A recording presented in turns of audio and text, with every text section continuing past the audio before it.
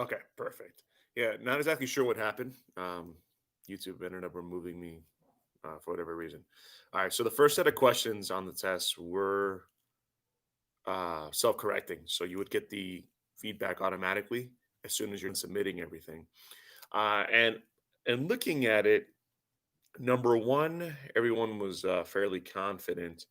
Number two is where we'll start off with because this almost half of the people testing missed.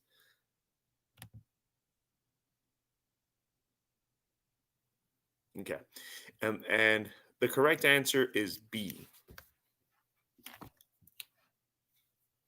So it'd be B. All right. Do you walk, comma, ride your bike, comma, and get picked up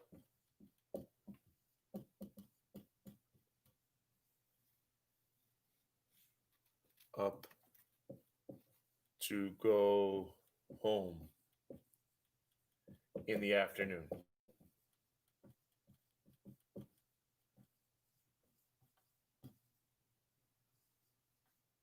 Okay. So what you want to keep in mind here are these short phrases, right? So they're short phrases one after the other. It's not a list, but it's these short little phrases that we have to separate with a comma, right? It's the same thing again. It's commas in the series, right? So I know that was a big point of contention because a lot of us missed that one. Make sure Diane is joining us as well.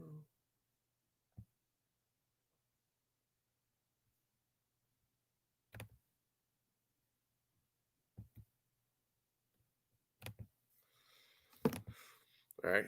Any questions on that?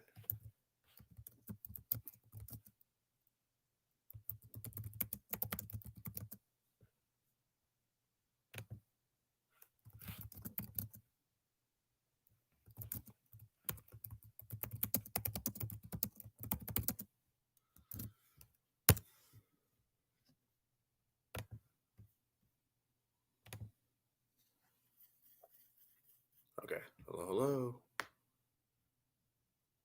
Why and instead? Why and instead or? Well, we could use anything, right? Those conjunctions bring sentences together. So you could say, "Do you walk, comma, ride your bike, comma, and get picked up to go to school?" So or would mean that only one of those things happened. When we use the word and, that means all of these things can happen, right? You could ride your bike, you could walk, and you may get picked up. Those are all the ways that you go home. So or that conjunction or lets you know that it can only be one of those things, but not all of those things, right? It could be one or it could be two, but it's discriminating, right? So that you know that everything is not going to be possible. So that's why they would use the word or. But here they use the word and.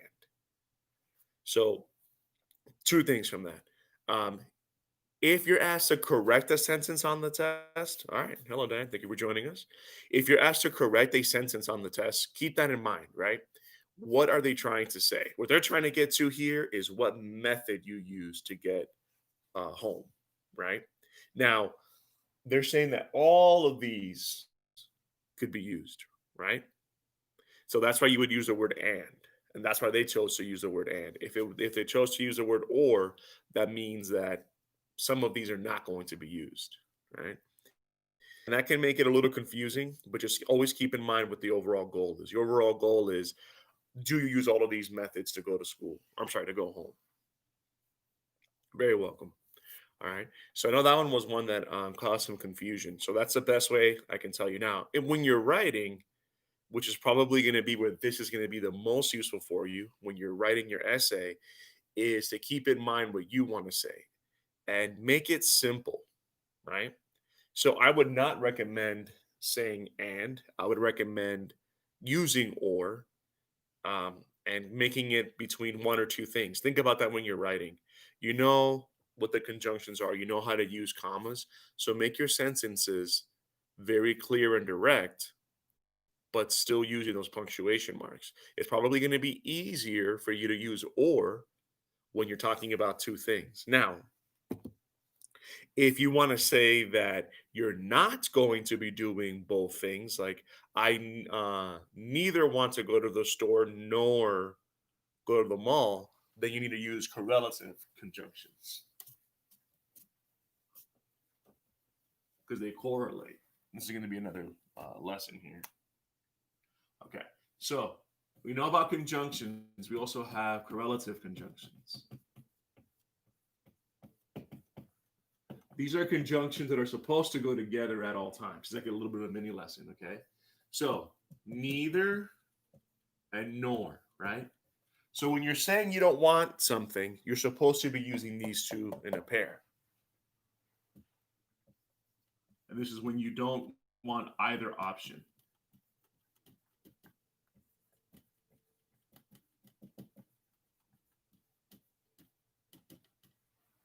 Right? And if you do want, or you're talking about two options, either or. Right? Either we're both going to the party or no one's going at all. Right? Either two loaves of bread or one pack of hot dogs.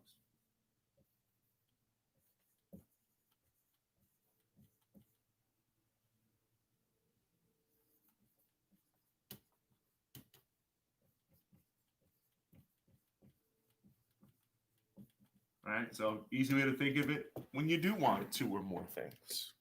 Okay. So I can see kind of like where you were going with that. These are the two most common correlative conjunctions, and then they're going to be the easiest to use because you're probably going to have a list or you're probably going to have a couple of things to choose from. So by keeping these in mind, you know that you're using a complex sentence,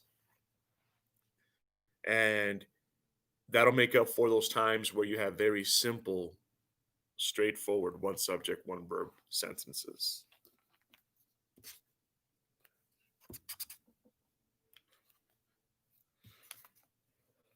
All right.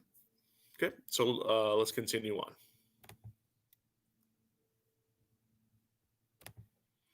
So if we look, so question one, almost everybody did well. Question three, we can go over question three. Question four is definitely the one that almost everybody struggled with. Let's look at question three. Okay, and this one I'm surprised because I literally went over this one almost like word for word. This is going to be the most common way you're going to see a semicolon when it's separating states and cities or states and countries. Okay. So for number three, the answer should have been C.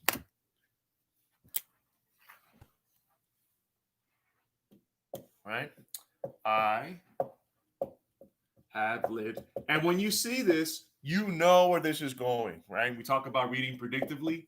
You know they're about to give you a list. And it wouldn't make any sense to separate this list without semicolons, right? Phoenix, Arizona, semicolon, right? Why? Because it wouldn't make any sense if we just use commas. Las Vegas, Nevada, semicolon, and Los Angeles, comma, California.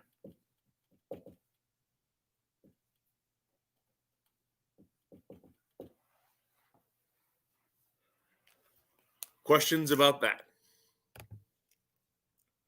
Questions, questions, questions, questions, questions.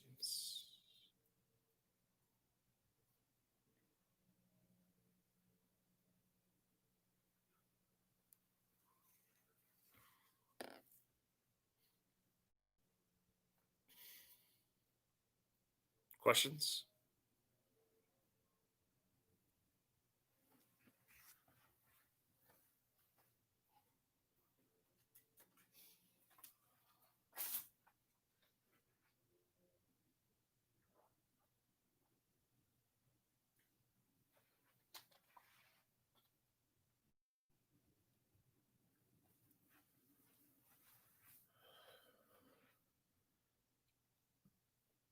Okay. All right. So let's move on. So number four, um, we really struggle with. Okay. So remember that a semicolon has a couple of jobs, right? It can separate two complete sentences, and it can separate a list within a list. It can also separate a list that already has commas in it, like those cities and states, and it would be confusing to put in more commas. So for question four, you're separating a list within a list. Sorry, I just got a message.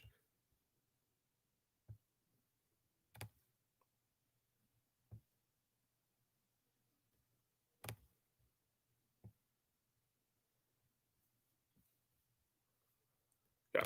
So for number four, we're separating that list within a list. Okay. And the list is what you need for the project. Now, if you're wondering why the semicolon is at the end, I'm going to explain, or right, not towards the end, somewhere in the middle. All right. So the answer was A. Don't forget to bring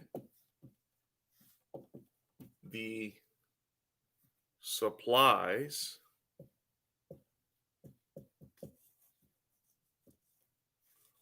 for your project.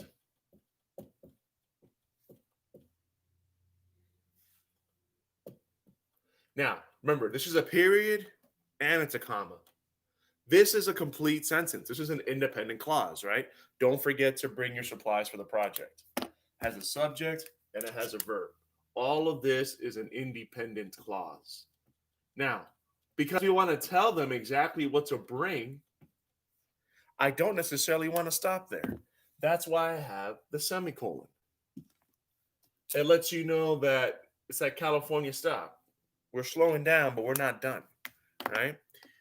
So then I'm going to list out what I need: a poster board, markers, commas in a series, construction paper,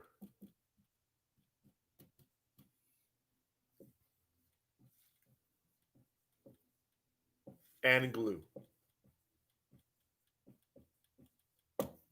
All right. So remember that conjunction always signals the end. These are a couple of ways.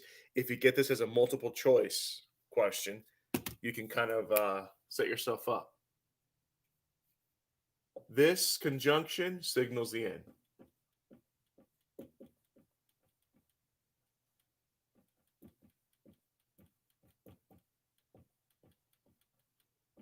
Signals the end, right?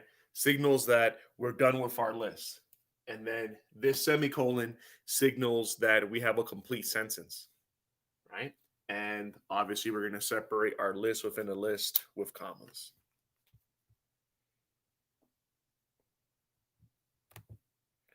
Questions. Oh, Sam decided to join us. Okay, good. I'm glad that you're here. Okay. Who have I not heard from? Okay. No questions. No questions. Okay. So this is going to be for number four.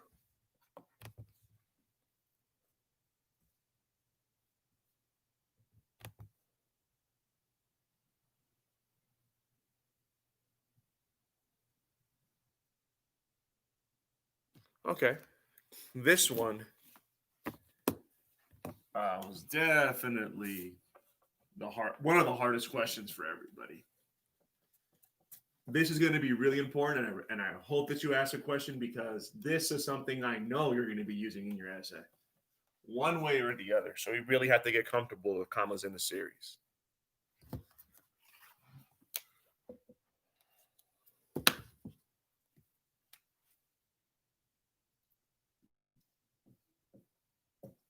So the genres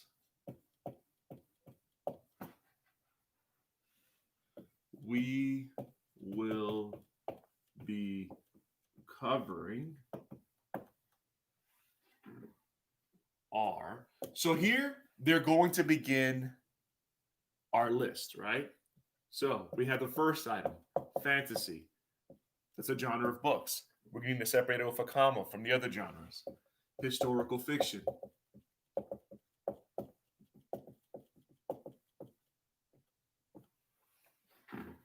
comma.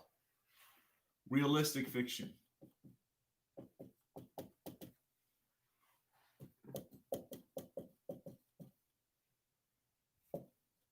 comma. And folktales.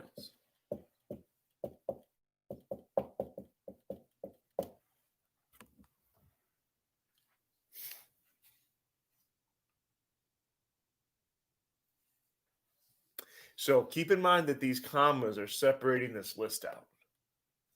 All right. You can put a comma after the first item in that list.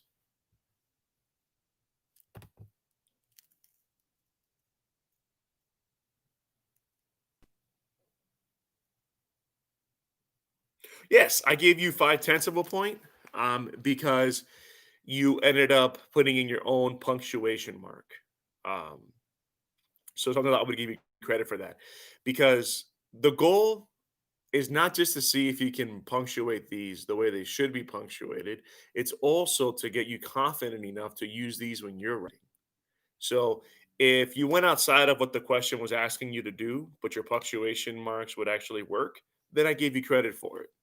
You just lost points for not following the explicit directions. But this is not just correcting sentences that are written improperly. This is also about being able to create your own. So if you create your own, I would give you some points for that. I want everyone to be I want everybody to be comfortable with this, writing it on their own so that as you write your essay, which a lot of people are intimidated by the essay, you're not just sticking with simple sentences.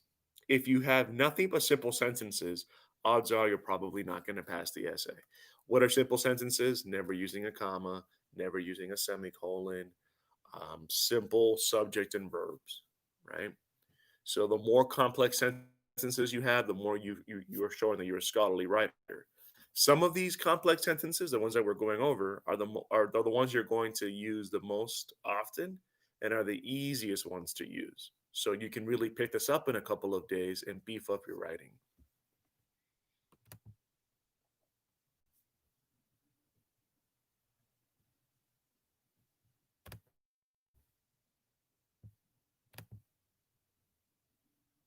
Okay.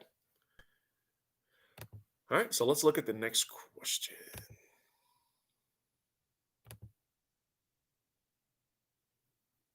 Okay. And again, it's going right back to that commas in the series. And that's a little concerning because we want to make sure that we are comfortable with this. Okay, let's look at some of your response.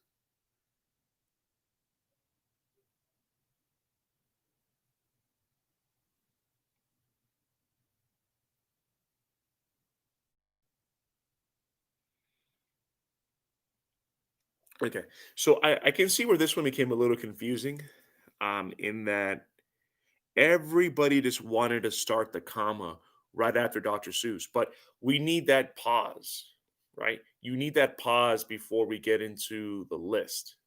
Okay, if we look at question number 5, the way that the independent clause is starting out, we are starting with our list, right? In number 6, they're not, right? So in number 6, they're asking you who you prefer to do an author study on. So that's why we need that comma because we're leading into the list. You could actually even get away with using a semicolon, right? But just remember, anytime we're using commas in a series, so I know I told you, but it's would you prefer to complete an author study on comma Dr. Seuss, Judy Bloom? So it may be confusing when to put a comma when you have your list. Think about if there's a pause before your list, right? So here there's a question, so there's going to be a pause, right? Would you rather I'm sorry, not rather. Would you prefer? Would you prefer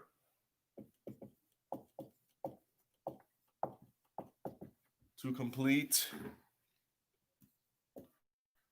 an author study on Dr. Seuss, comma, Judy Blume, comma, Gary Polson, comma, and then here at the end, we know we have to pick one, so they're going to use or, not and. That's something else that I saw people make a mistake on. Not here, but in general when I've done this. Or J.K. Rowling.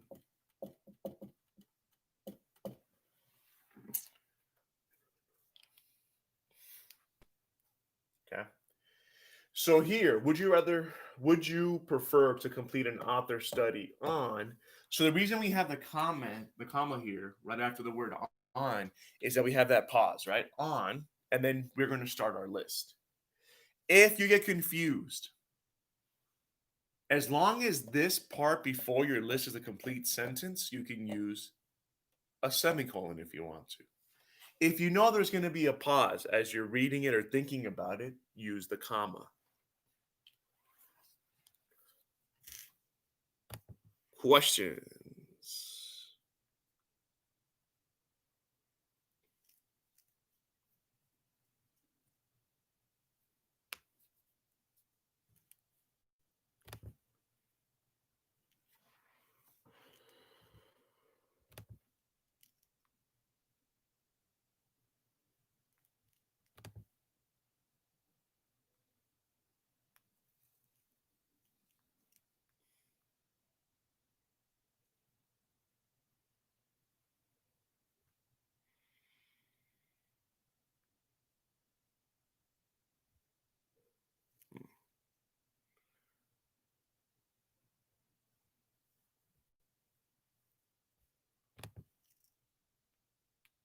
Okay. And I just got a report back from CSN about the week of June 7th to 13th, and they're telling me that only one person has logged into Aztec. All right. So I just want to address that real quickly before we move on. There are students now that are going to be taking the test. There's about three or four that I'm aware of, and some of you that I've recommended to take the test because your name was supplied on a list. If you haven't taken the test, Aztec is going to be helpful. It's another independent point where you're seeing how you're performing, right? Even if you're getting a 40% in Aztec, that's passing for the GED, TASC, or the high set. Okay. So I'm getting tired of seeing these reports where I'm giving time, starting the class later in the day, and then no one's logging on into Aztec. So let's talk about that real quick before we continue on with the test. Why are we not logging on? Because out of all the students that show up, only one student has logged on to Aztec. So before we continue on with this question, for those of you that are here, please let me know why is it that we're not using Aztec?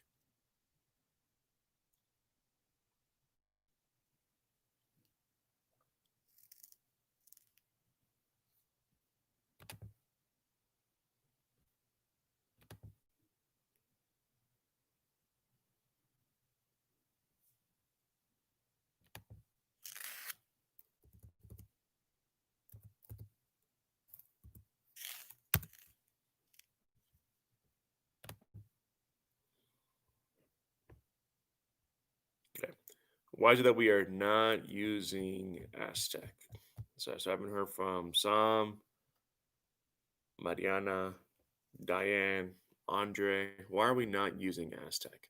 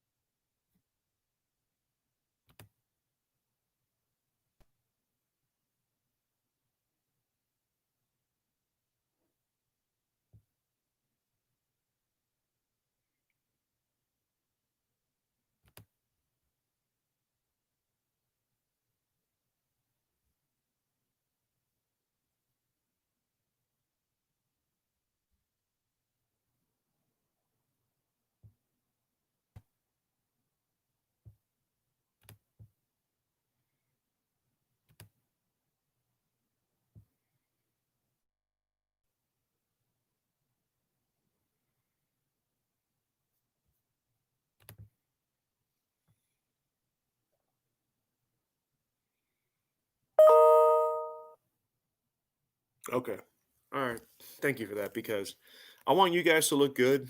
I want everyone who takes who takes my class to take the test and pass, right?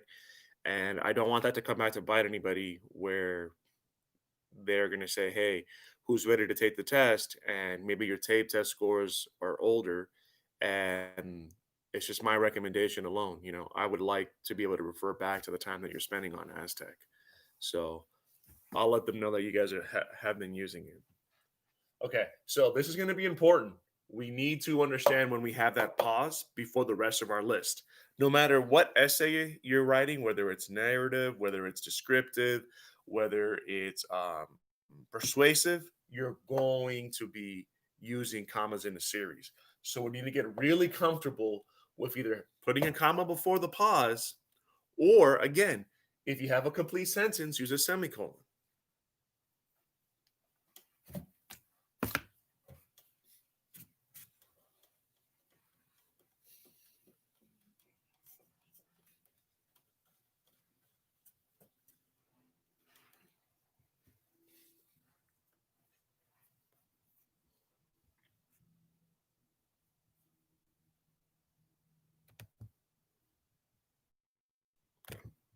So let's continue on.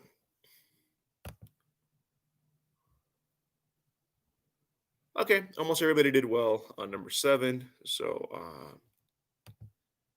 we're not going to go over that. Everyone understands how to use an introductory comma, at least according to question number 7. So I would expect to see that when you guys actually start testing.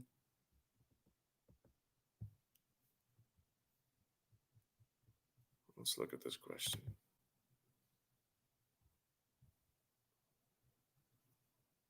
Okay, now this one is one of the ones that we struggled on. And this is going to be helpful for you guys when you want to review your essay and you're trying to fix sentences and maybe we'll run on sentences. As it stands, before we put any kind of punctuation mark in, here's what the sentence is. Because she didn't, and we shouldn't use contractions when we're writing an essay, but that's okay. She didn't meet standards on the assessment.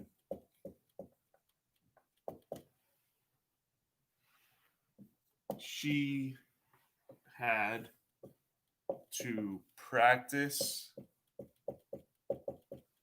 and retake it. Okay. So because she didn't meet standards on the assessment, she had to practice and retake it. Okay. That's a run sentence. Okay. So what they're asking you to do here is to underline the dependent clause, the part of the sentence that is not able to stand on its own because it needs a full sentence, right? Now, she had to practice and retake it. That is a complete sentence. This is going to be our independent clause.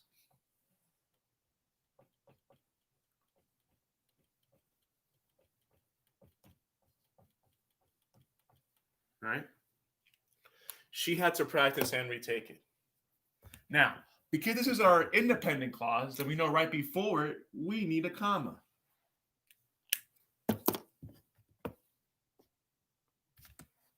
Because all of this is our dependent clause.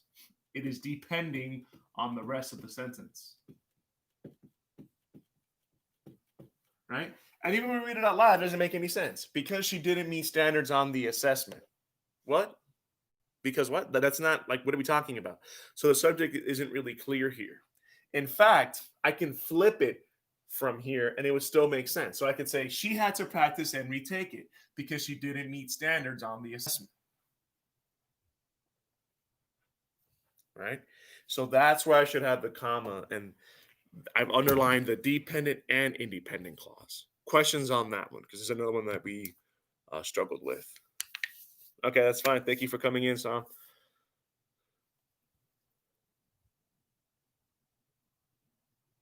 Okay, so think about the fact what I would recommend when you're wondering if something is a run-on sentence, read it out loud, right? And I remember that we don't just talk without any kind of natural pause, and we want to make it clear, right? So we need to have pauses that really make what we're saying easy to understand. When we are writing, the commas are the pauses, right? So if I just read it out loud, because she didn't meet standards on the assessment, she had to practice and retake it. That's one humongous run on sentence, right? We don't want that. So there's a couple of things you can do here. When you look at all of this, see if there's any part of it that is a real sentence by itself. And a sentence is a subject and a verb. She had to practice and retake it. That is a complete sentence, a clear subject and a clear verb, right? Because she didn't meet standards on the assessment, well, what is the because from? Are we answering a question? It's not clear. So that's not a sentence by itself. It's not an independent clause. It's actually depending on the second part. So when you get to these, look at that. Is there a part of the entire clause here that is independent, that is a sentence by itself? If there is, there needs to be a comma before it. How do you know you're using it right? If you can flip it. If you can put it in the beginning and it still makes sense, then you've put the comma in the right place. Questions?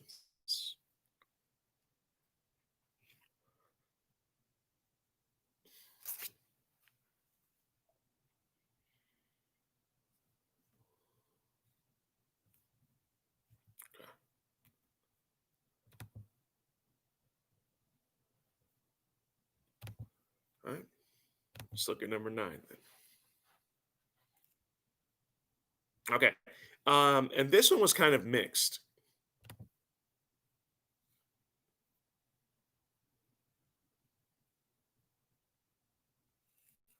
In between assessments, and she put a period instead of a comma.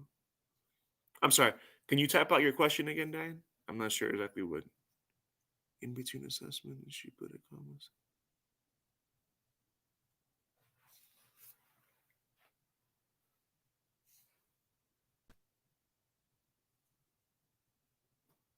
In between assessment and put a period instead of assessment.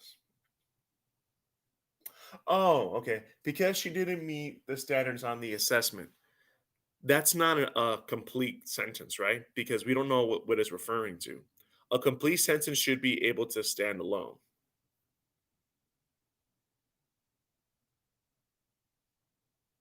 Okay, no. So a dependent clause is not a sentence. That's the easiest way to think of it. So anytime you're writing, like if you're saying, she will go store, well, that's not a complete sentence, right? We're missing an article adjective. It's not even a complete thought. That's why we call it dependent. It needs something else, right? So a dependent clause is always going to either lack a subject or it's going to lack a verb. That's how you know it's depending on something else.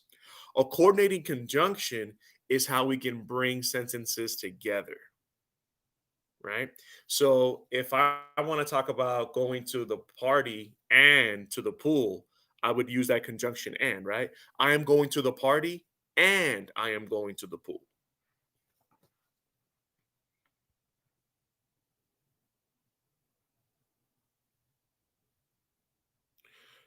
And you're looking at becauses. We normally don't try to use any kind of conjunction or linking words when we start a sentence. Those are little mistakes that, for most of you who are taking the high set, could throw the teacher that or the person who's correcting your essay could throw them off or make it seem like you don't know how to write in a scholarly fashion.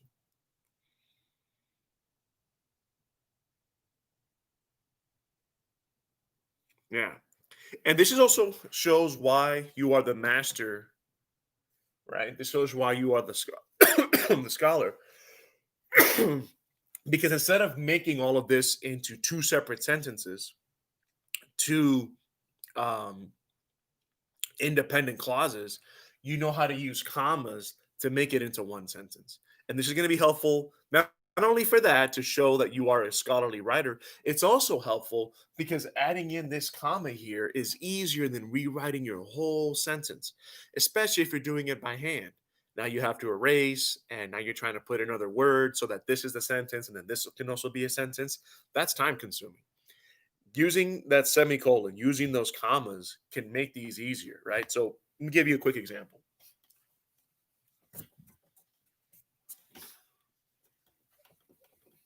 And I want you to tell me in the live chat how you would fix this.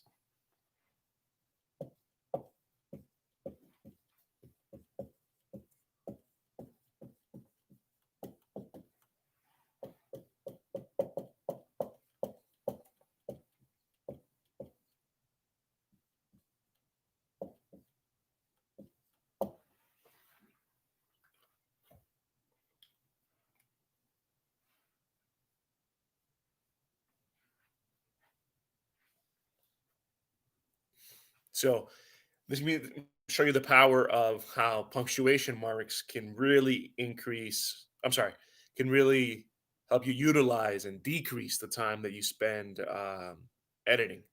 So let's look at a sentence just like this. How will we fix this?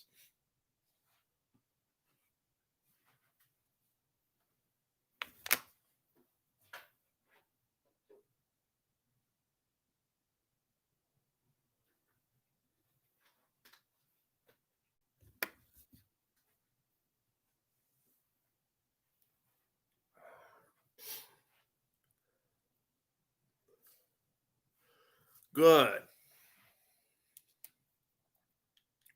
So Mariana responded, put the comma after someone, right? We have 2 hours. Okay, hold on. Everybody else responded. Okay. So she said to put it after someone. We have 2 hours to kill someone. Call us. Well, that's not what they're trying to say. They're not trying to kill anyone. This is just showing you how powerful commas are. So instead of putting it after someone, what they're trying to say is, we have 2 hours to kill, comma, right?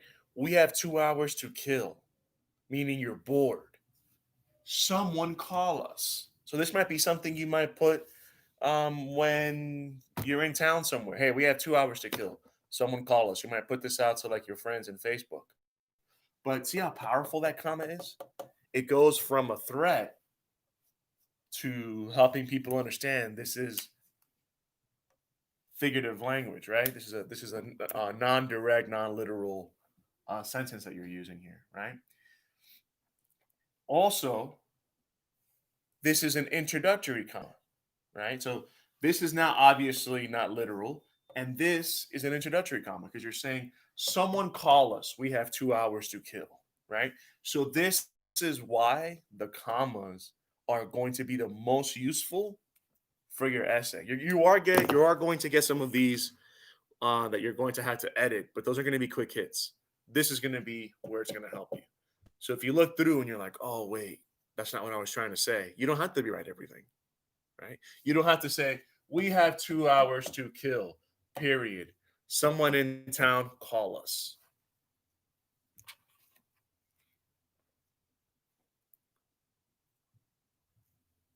Okay. Any other questions?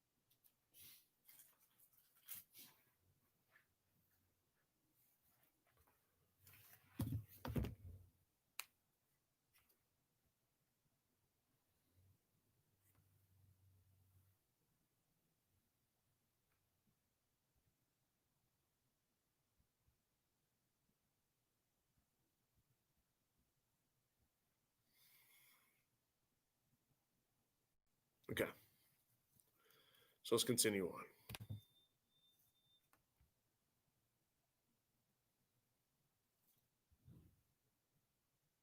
All right, so let's look at question 10.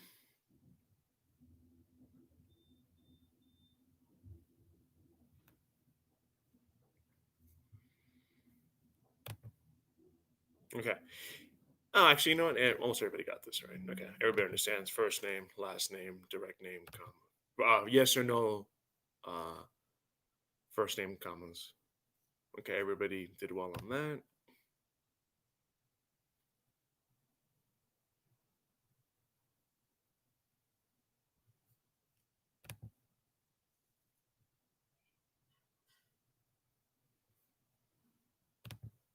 So let's look at number 12. I pretty much gave everybody credit for number 12, but I think we could learn something by going over it.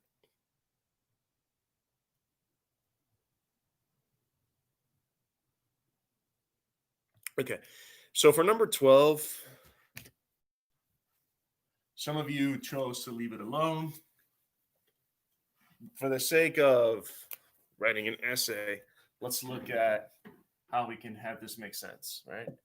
We are supposed to be going to the Smiths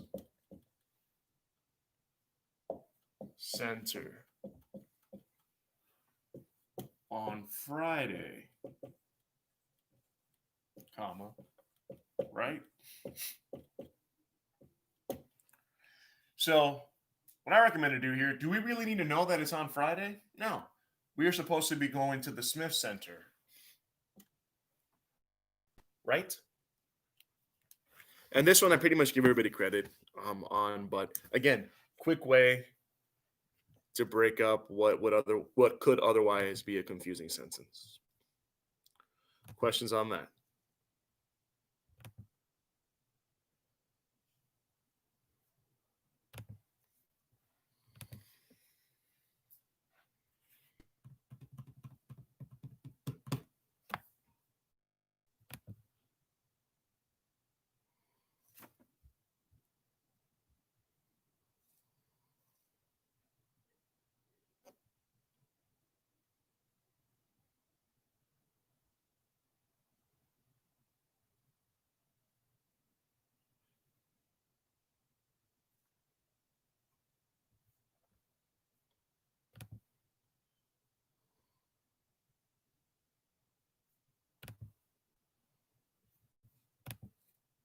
Got it.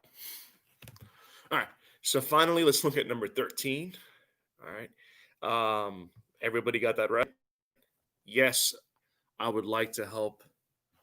Yes, I would like help with my homework. I don't know how that got switched around in the program. Okay. So what I'm going to say now is again, please continue to use Aztec.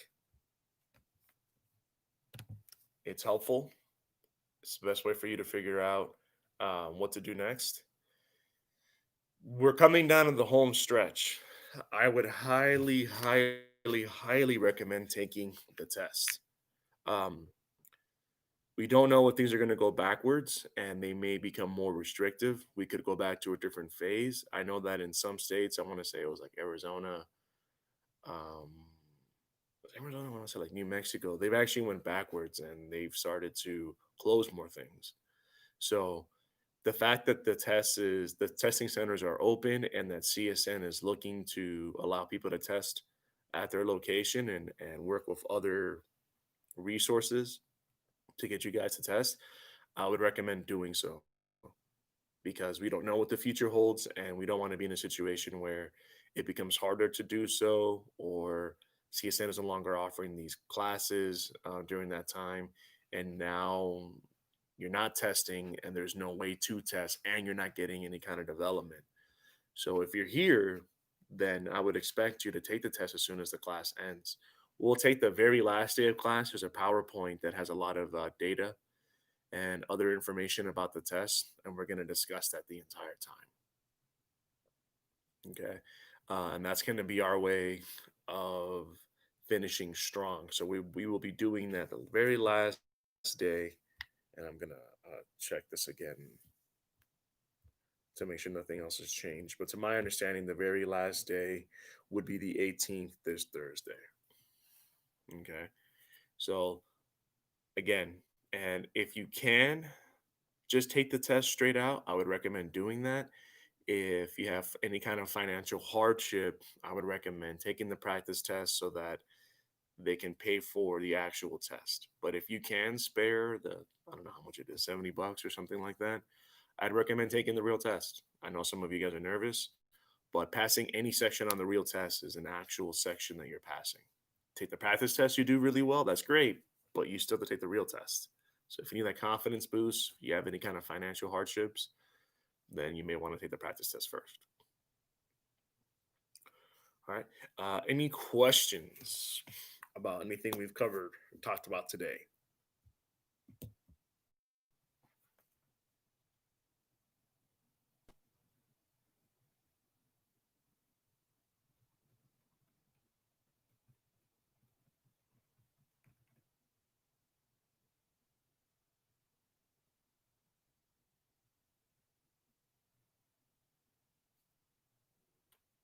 All right.